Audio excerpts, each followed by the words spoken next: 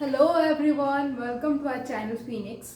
आज हम लोग केमिकल काइनेटिक्स के रेट लॉ और रेट कांस्टेंट के बारे में जानेंगे कि पिछले क्लास में हम लोगों ने रेट ऑफ रिएक्शन, कितने type of rate of reaction होते हैं उसके बारे में जाना था। आज हम लोग केमिकल काइनेटिक्स के रेट कांस्टेंट के बारे में जानेंगे। इवन अगर आईआईटी जैम के प्रीवियस क्वेश्चन उठा के देखें तो एक क्वेश्चन भी आया था रेट कांस्टेंट के ऊपर।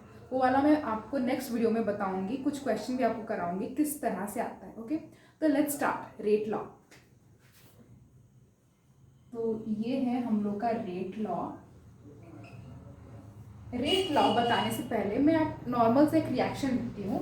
मान लीजिए ये कोई रिएक्शन है, okay, B plus C that gives any kind of product. तो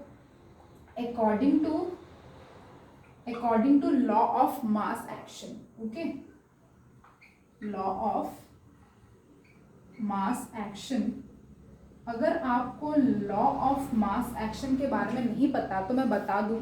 लॉ ऑफ मास एक्शन में वो ये बताता है कि rate of reaction is proportional to concentration of reactant और कंसंट्रेशन ऑफ प्रोडक्ट। ओके, तो नॉर्मली हम लोग इस तरह से लिखते हैं, rate of reaction is proportional to, ये हो गया हम लोग का रिएक्टेंट का ये जो कोएफिशिएंट है, ये इसका पावर हो जाएगा। हम लोगों ने पिछले वीडियो में इसके बारे में डिस्कस भी किया था। ओके, अगर आपको जानना है तो मैंने डिस्क्रिप्शन में लिंक भी भेज दिया है, आप उसको क्लिक करके देख सकते हैं। Okay,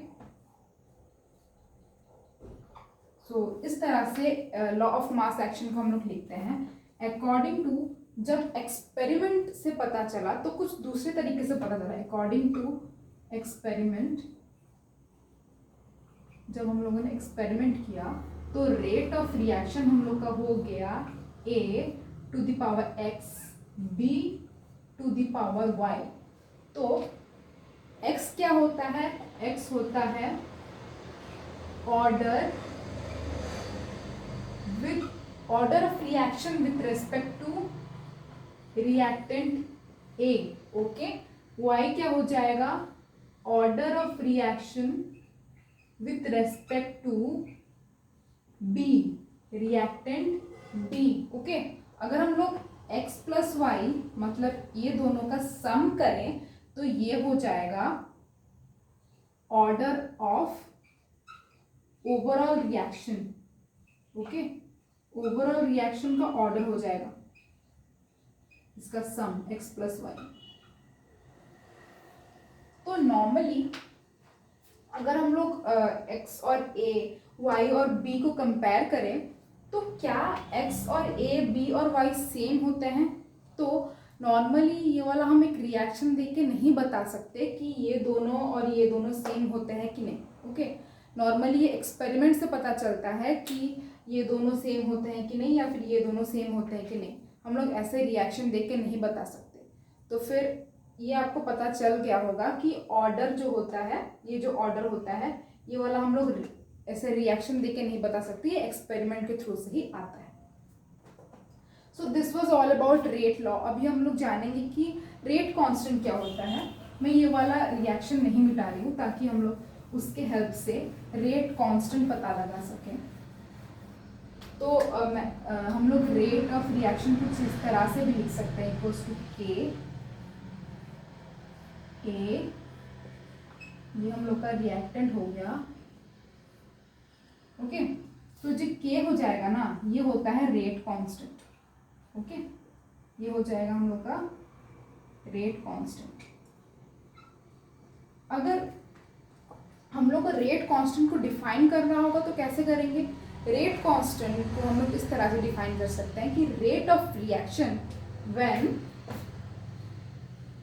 concentration is equal, concentration of reactant is equal, या फिर हम लोग इसको यूनिटी भी ले सकते हैं।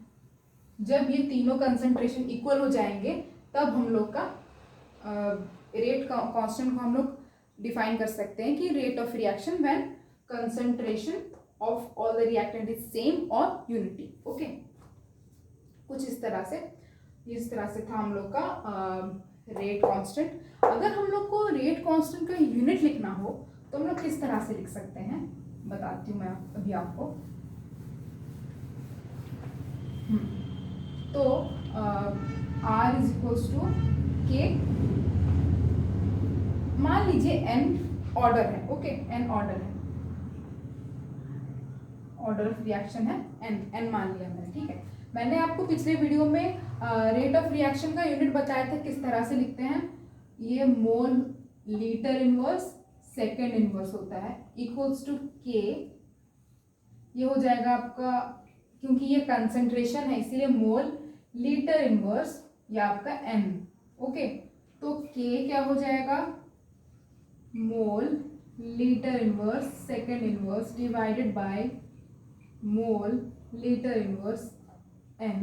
तो आपका k क्या हो जाएगा, ये हम लोग इसको ऊपर ले लेते हैं, इस तरह से हम लोग लिखेंगे, ओके। ये जो है ये वाला इसका यूनिट, ये बहुत ही इंपॉर्टेंट है, आप प्लीज इसको मार्क कर लीजिए। और ये n क्या होता है, n होता है order of reaction, okay, n होता है आपका ऑर्डर ऑफ रिएक्शन,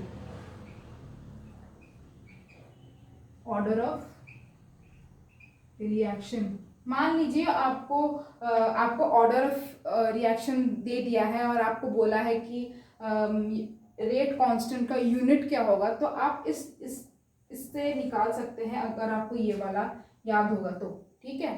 अगर आपको ये वाला याद नहीं तो आप इस तरीके से डिराइव करके ये वाला निकाल सकते हैं, आपको इजी हो जाएगा। नॉर्मली मैं ऐसे ही निकालती हूँ, ठीक। तो ये वाला था आपका ऑर्डर ऑफ रेट कांस्टेंट का यूनिट के बारे में। अगर हम लोग नेक्स्ट वीडियो में ऑर्डर ऑफ रिएक्शन के बारे में और प्रीवियस ईयर क्वेश्चन के बारे में भी देखेंगे, उसको किस तरीके से क्वेश्चंस आते हैं, और ये वाला क्वेश्चन भी देखेंगे, ओके। सो अगर आपको ये वाला वीडियो अच्छा लगा हो सो प्लीज़ कमेंट कि आपको कौन सा और नया वीडियो चाहिए या फिर कौन सा नया टॉपिक चाहिए।